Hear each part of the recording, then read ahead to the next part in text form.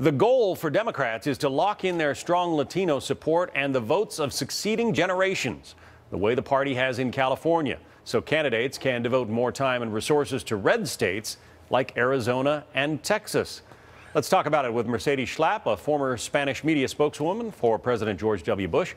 Fernando Armandi worked on the Hispanic research and media efforts for the Obama-Biden re-election team. He is also a managing partner at Bendixson and Armandi International.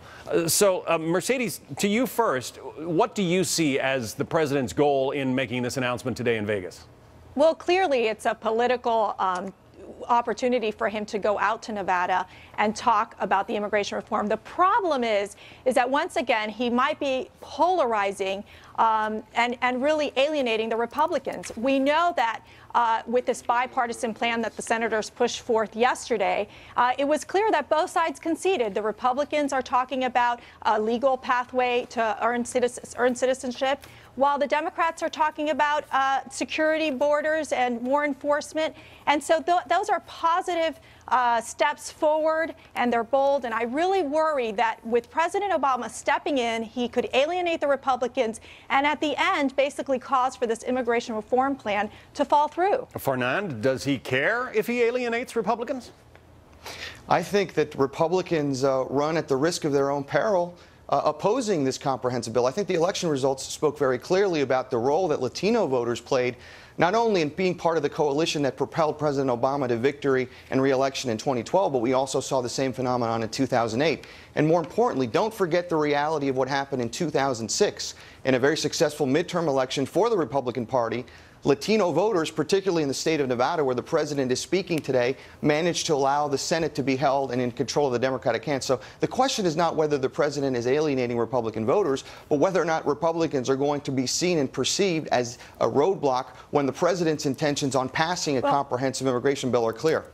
But since when have we seen bipartisan legislation pass through since Obama's been president? Unfortunately, we saw that during the fiscal cliff negotiations, the ones that got it passed through were with McConnell and Biden in the Senate. So the president is the wrong messenger to pass this to help push forward this immigration reform. We need, like Senator Marco Rubio, to be those messengers out talking to conservatives and Republicans to sell his plan. He's the right leader to push this through, as well as a bipartisan Gang of Eight. Fernand, you just heard Chuck Schumer, the senator from New York, hardcore, staunch Democrat, saying this is only going to work if it's bipartisan. Well, I think it is bipartisan, and everybody's talking about the Gang of Eight.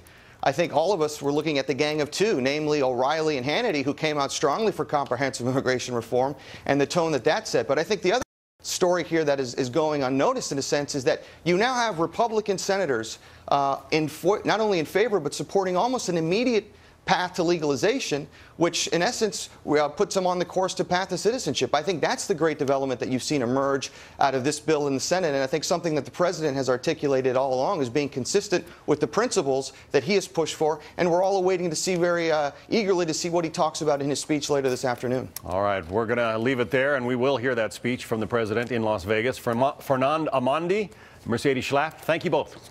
Thank you. Thank you, John.